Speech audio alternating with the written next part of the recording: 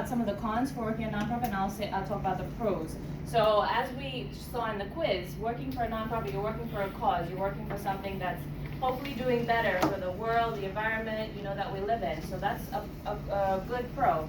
Another thing is generally there's more pay time off. So as one of the cons would be smaller budgets, less resources, so salaries might not be as high. However, there is more pay time off, better benefits package usually, maybe not as competitive as some of the for-profit sector. However, it's very comparable.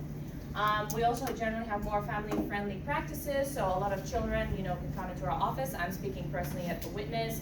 People bring their pets, so you don't have to keep your loved ones or your loved, furry friends at home. You can bring them into work.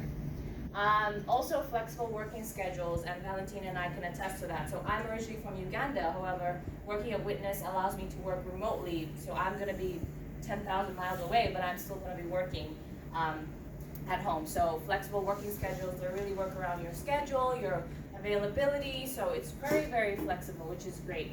Also, there are greater career growth opportunities. You work hard, you wear multiple hats, you do different things, so you're able to learn a lot of skills, build your skill set really outside of maybe the field that you were designated to. So I'm HR, however, I'm doing a lot of finance and accounting, which is not my background, but I would say I've been the interim accountant. I could, balance your books for you now if you need me to. Mm-hmm. Another one is, as I said, expanding your skill set, and you have more autonomy. So you're able to do things freely at your own time. Generally, you don't have, depending on who your manager is or who your senior is, you're able to do things more freely and, just use your own better judgment.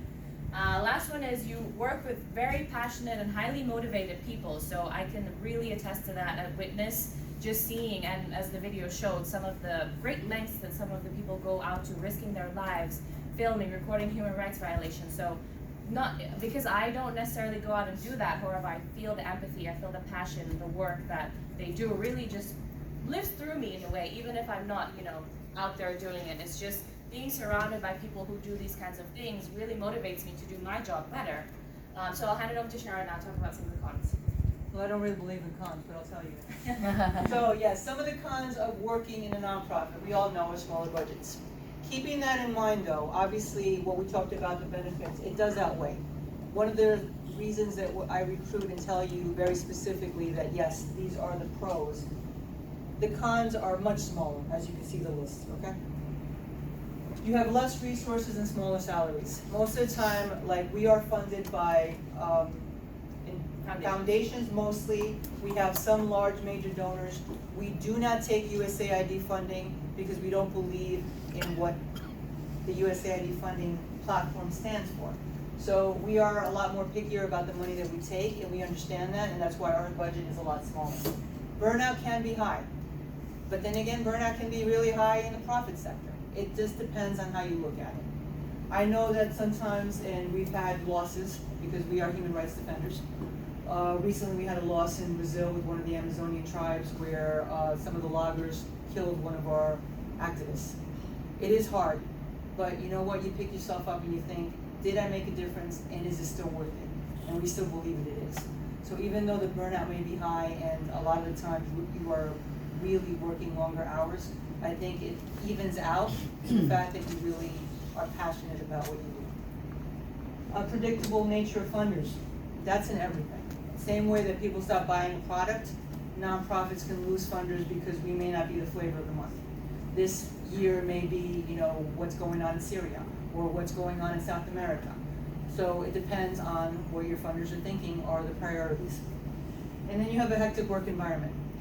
I can tell you that yes, we definitely have a hectic work environment, but because we wear multiple hats, we figure it out.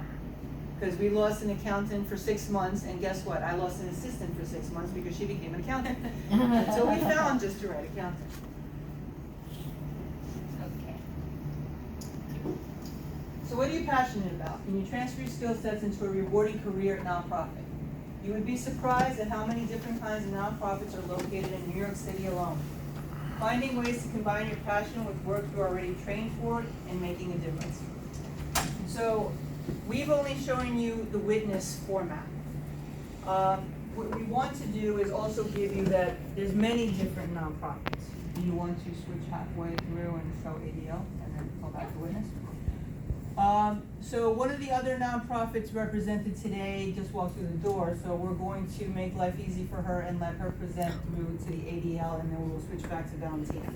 There are many nonprofits. This is one of the biggest helms of the nonprofit division is New York City, DC, and San Francisco. So right here, right near the United Nations, you have, I'd say at least right by the United Nations, within 5 blocks, there's 100 nonprofits. So we range from anything from human rights to sexual and reproductive health, clean water, coding, tech. There's so many different places that you can go. The big difference is how you apply it.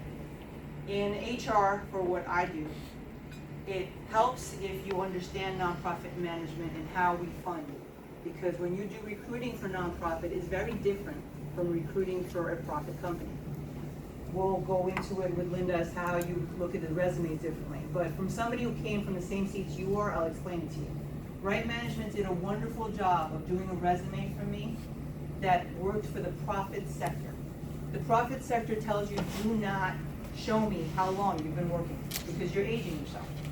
So if you see a resume going through to the profit sector, you never see 25 years of experience working in technology, because then they're going, oh, this one's old, no, we can't hire that one. So that's the truth of it. Nonprofits look at it differently. Oh, damn, this one's got 25 years of experience. Great, we can hire this one and they can do 10 different things. So that's how we look at it. So I actually had 2 resumes at Wright.